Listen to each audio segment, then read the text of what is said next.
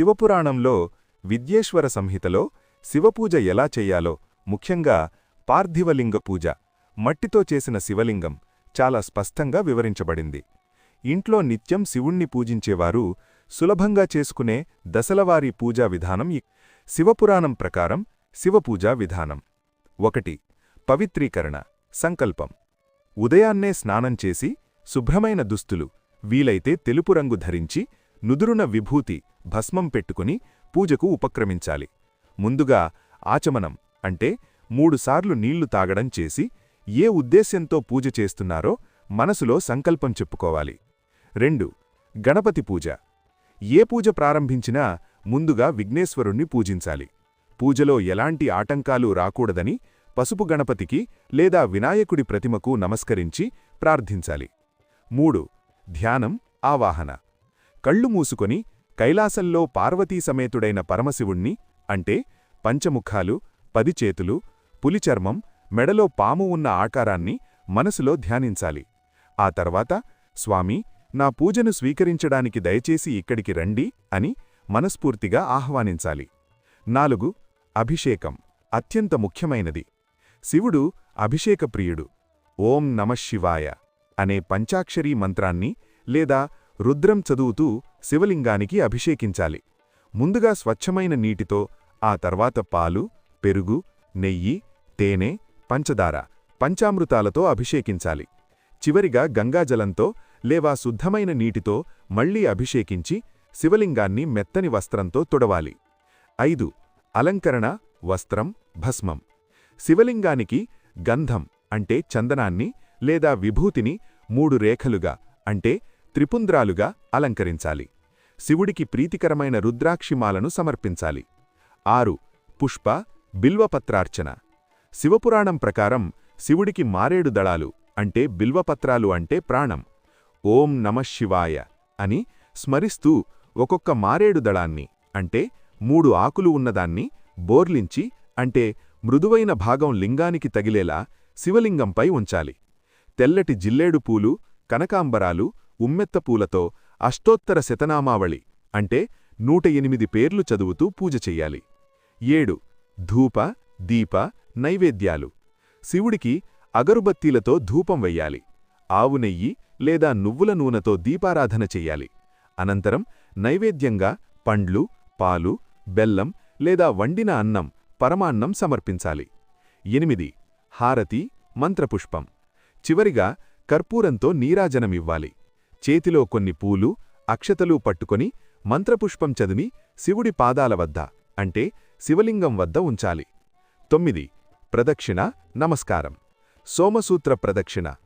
శివాలయంలో లేదా ఇంట్లో శివలింగానికి ప్రదక్షిణ చేసేటప్పుడు పూర్తి వృత్తాకారంలో చెయ్యకూడదు.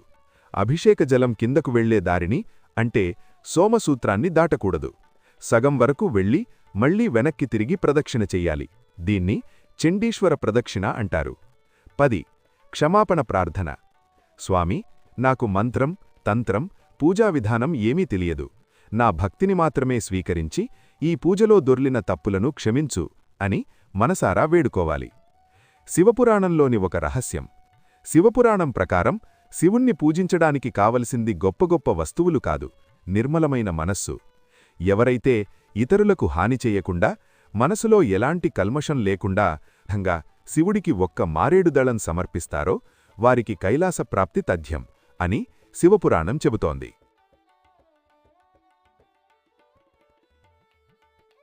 అష్టాదశ పురాణాలలో శివపురాణం అత్యంత పవిత్రమైనది మరియు విశిష్టమైనది. భగవాన్ పరమశివుడు భోలాశంకరుడు అనగా భక్తులు ఏమాత్రం భక్తితో కొలిచినా సులభంగా ప్రసన్నమయ్యే దేవుడు. శివపురాణంలో వేదవ్యాసుడు శివపూజ మహిమను, పాటించాల్సిన నియమాలను, పూజ వల్ల కలిగే అనంతమైన లాభాలను అద్భుతంగా వివరించాడు. శివపురాణం ప్రకారం శివపూజ గురించిన పూర్తి వివరాలు. శివపూజ మహిమ. సులభ ప్రసన్నుడు. పరమశివుణ్ణి మెప్పించడానికి ఆడంబరాలు అవసరం లేదు. ఒక మారేడు దళం అనగా బిల్వపత్రం, గుప్పెడు స్వచ్ఛమైన నీళ్లు భక్తితో సమర్పిస్తే చాలు, ఆయన ఉప్పొంగిపోయి వరాలు ప్రసాదిస్తాడు. లింగపూజ విశిష్టత. దేవుళ్లందరిలోనూ శివుణ్ణి మాత్రమే సాకార నిరాకార రూపమైన శివలింగం రూపంలో పూజిస్తాం. బ్రహ్మ విష్ణువులు సైతం శివలింగాన్ని ఆరాధించారని పురాణాలు చెబుతున్నాయి. పంచాక్షరీ మంత్రం మహిమ. ఓం నమఃశివాయ అనే 5 అక్షరాల మంత్రం సకల వేదాల సారం. పూజ సమయంలో ఈ మంత్రాన్ని జపిస్తే కైలాసంలో ఉన్నంత పుణ్యం కలుగుతుంది. శివపురాణం ప్రకారం శివపూజ గురించిన పూర్తి వివరాలు. శివపూజ నియమాలు. శివపురాణం ప్రకారం శివపూజ చేసేటప్పుడు కొన్ని ముఖ్యమైన నియమాలు పాటించాలి. స్నానం పవిత్రత. ఉదయాన్నే స్నానం చేసి ఉతికిన శుభ్రమైన వస్త్రాలు ధరించి పూజ చేయాలి. భస్మం రుద్రాక్ష. శివుడికి పూజ చేసేటప్పుడు భక్తుడు తన నుదుటన విభూతి రేఖలను, మెడలో రుద్రాక్షను ధరించడం చాలా శ్రేష్టం. దిక్కు. తూర్పు లేదా ఉత్తరముఖంగా కూర్చొని పూజ చేయాలి. బిల్వపత్రాలు అనగా మారేడు దళాలు. శివపూజలో మారేడు దళాలకు అత్యంత ప్రాధాన్యత ఉంది. అయితే 3 ఆకులు అనగా త్రిదళం కలిగిన ఆకును మాత్రమే సమర్పించాలి. ఆకులు ఎక్కడా చిరిగిపోయి లేదా పురుగులు తిని ఉండకూడదు. అభిషేకం. శివుడు అభిషేకప్రియుడు. పాలు, పెరుగు, తేనె, నెయ్యి, పంచదార అనగా పంచామృతాలు లేదా కేవలం గంగాజలం లేదా స్వచ్ఛమైన నీటితో అభిషేకం చేయవచ్చు. శివపూజలో వాడకూడనివి. నిషిద్ధ వస్తువులు. శివలింగానికి పసుపు, కుంకుమ, సింధూరం పెట్టకూడదు. భస్మం లేదా గంధం మాత్రమే వాడాలి. శివపూజలో తులసి ఆకులను వాడకూడదు. మొగలిపువ్వు, కేతకితో శివుడిని పూజించకూడదు. బ్రహ్మదేవుడి అబద్ధానికి మొగలిపువ్వు సాక్ష్యం చెప్పినందున శివుడు శపించాడు. శంఖంతో శివలింగానికి అభిషేకం చెయ్యకూడదు. శివలింగంపై సమర్పించిన నైవేద్యాన్ని ప్రసాదంగా తినకూడదు. దానిపై చండీశ్వరుడికి హక్కు ఉంటుంది. కాని లింగానికి తగలకుండా పక్కన పెట్టిన నైవేద్యాన్ని తీసుకోవచ్చు. శివపూజ వల్ల లాభాలు. శివపురాణం ప్రకారం భక్తి శ్రద్ధలతో శివపూజ చేయడం వల్ల అనంతమైన ప్రయోజనాలు కలుగుతాయి. పాపనాశనం.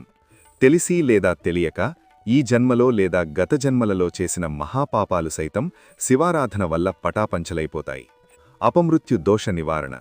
శివుణ్ణి ముఖ్యంగా మహామృత్యుంజయ మంత్రంతో పూజించడం వల్ల ప్రాణగండాలు, రోగాలు, మృత్యుభయం తొలగిపోయి దీర్ఘాయుష్షు కలుగుతుంది. గ్రహదోషాల శాంతి. శనిదోషం అనగా ఏలినాటి శని, అష్టమ శని, రాహుకేతు దోషాలు, కాలసర్పదోషం ఉన్నవారు శివారాధన చేయడం వల్ల ఆ గ్రహాల అశుభ ప్రభావం వారిపై పడదు. మానసిక ప్రశాంతత. మనస్సు చంద్రుడికి కారకుడు. చంద్రుణ్ణి తలపై ధరించిన శివుడికి అభిషేకం చేయడం వల్ల మానసిక ఒత్తిడి, ఆందోళనలు తొలగిపోయి అపారమైన ప్రశాంతత లభిస్తుంది. అభీష్ట సిద్ధి.